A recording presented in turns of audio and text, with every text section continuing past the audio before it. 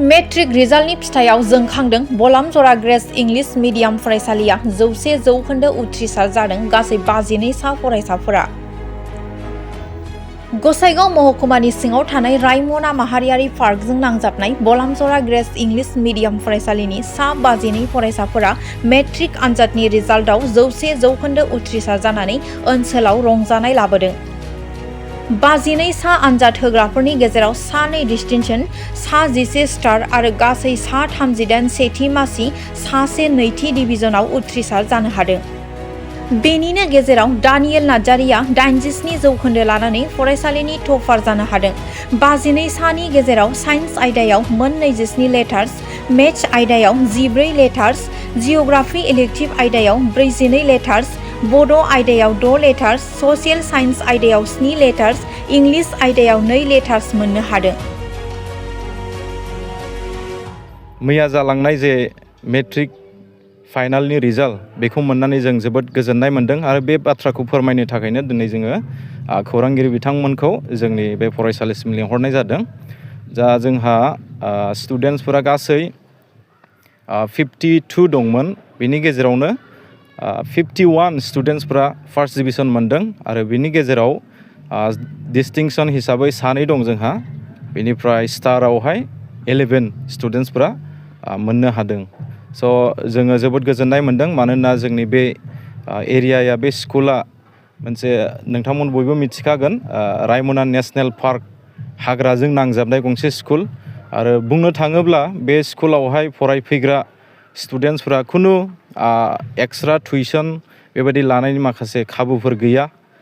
Town आरो सिटिफोरनि बायदि जानो हाया बेयावहाय, मानो होनबा गोबां फोरोंगिरिनिबो अभाब जायो आरो गथ'फ्राबो बेबादिनो फाइनान्सियेल प्रब्लेमजों फेस जायो।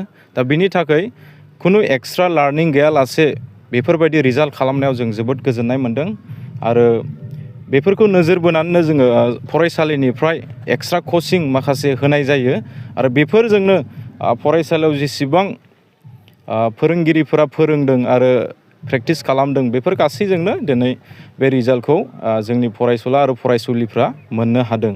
दा बेवहाय जोंहा जोबोद गोजोननाय मोन्दों। अके, बुंनो थाङोब्ला जोङो माखासे गथ'फोरखौ जोङो बांसिनखौनो जों हस्टेलाव लानानै फैयो जेब्ला मेट्रिक फाइनालनि सम जायो एबा खाथि जायो, बे समाव जोङो बांसिन गथ'फोरखौनो जों हस्टेलाव लेंहरो आरो हस्टेलाव मोजां साबसिन गाइड खालामो जोङो आरो बिनि अनगायैबो जोङो स्कुलावबो बिसोरनो एक्सट्रा कचिं जायफ्रा हस्टेलाव गैया बिसोरनि थाखायबो जोङो स्कुलनिफ्रायनो जोङो एक्सट्रा कचिं प्रभाइड खालामनानै होयो आरो बेजों लोगोसे जों हागौमानि साबजेक्ट टिचार्सफोरखौबो जोङो हस्टेलाव लिंहरो आरो बेबायदिनो जोङो गथ'फोरखौ मक टेस्ट लायो आरो बेबायदिनो रिभिजन लायो। दा बेफोरनि गेजेरजोंनो दिनै गथ'फ्रा बेफोरबायदि रिजाल्ट खालामनो हादों आरो बेखौ मोननानै जों जोबोद गोजोननाय मोन्दों आरो। मा उइस खालामो नोंथाङा गोबां फरायसाफोरनि थाखाय?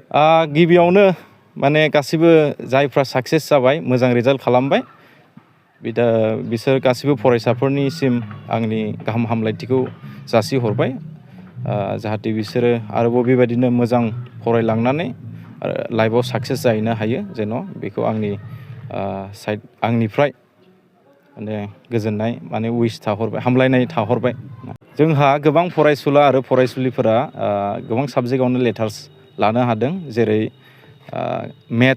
मेथ्सआवहाय गासै 14 ना, आरो साइन्सआव गासै 27 आरो बेबायदिनो गुबुन साबजेक्टफ्रावबो माखासे स्टुडेन्टसफ्रा गोबां लेटार्सफोरखौ लानो हादों आरो मोनसे स्टुडेन्टसफोरनिफ्राय दुखु फोरमायदों, जेरै गावसोर एक्सपेक्ट खालामदोंमोन जे जेसेबां मोननांगौमोन माखासे साबजेक्टआव मोननो हायाखै।